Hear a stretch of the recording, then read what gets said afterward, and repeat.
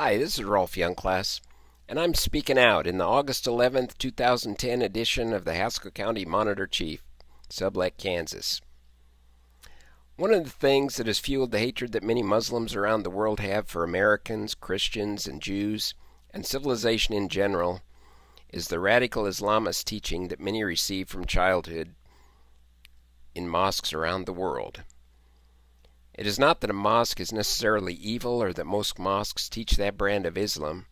There are many peace-loving, tolerant Muslims, and we need to respect their freedom to worship.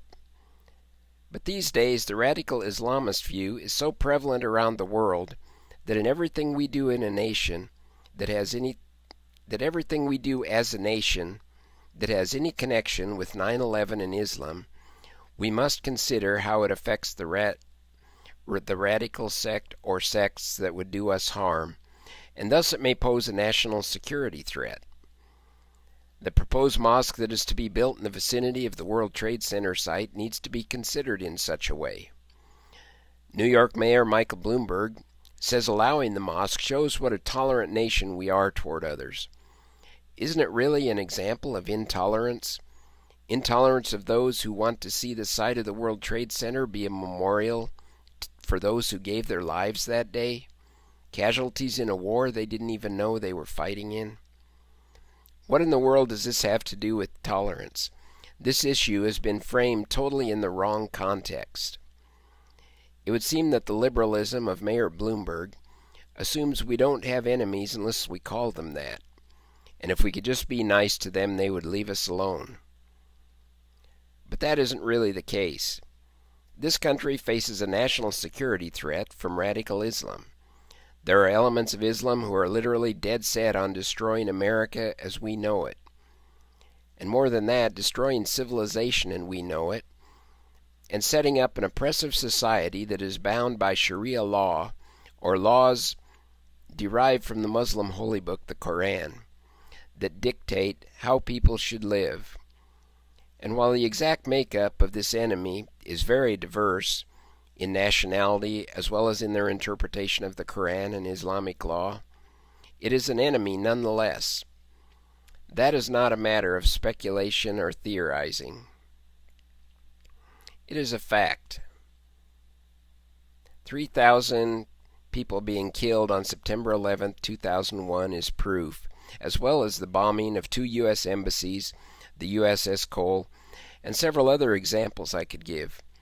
Just last week, members of the radical Islamist group the Taliban murdered a medical team in Afghanistan, falsely accusing them of proselytizing. Do we call it tolerance and then just ignore the potential for harm that could come from a 13 to 15 story, $100 million mosque being built from unidentified sources of funding? Should we be tolerant of the sources of funding of this mosque, who may be people who kill those in their country who openly profess Christian beliefs and treat women in such demeaning ways?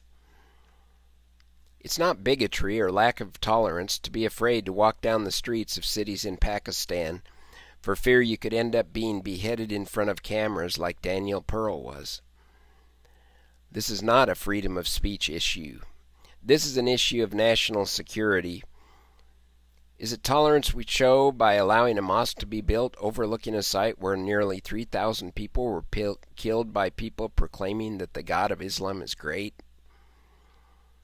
Where does tolerance fit in when we are talking about the terrorists on September 11, 2001, who killed thousands thinking they were striking a blow in their ultimate goal of the destruction of Western civilization? The mosque that is being proposed to go up on property overlooking where the World Trade Center used to stand should be viewed as a matter of national security, since construction of such a building will be perceived by radical Islamists around the world as a symbol of victory against America. I am asserting that what we have here will be seen as an in-your-face, we're taking over, at the site where fanatics of Allah put nearly 3,000 people to death on September 11, 2001. Whatever the process involved in allowing or disallowing this mosque from being built, the number one thing that all Christians need to be doing is praying. praying that this mosque not be built and that funding for such facilities, wherever they are proposed, not be allowed to be built with funds from nations who don't allow religious freedom. It is not intolerance to oppose this, it is self-preservation. The radical Islamists want more than just freedom to worship. They have that.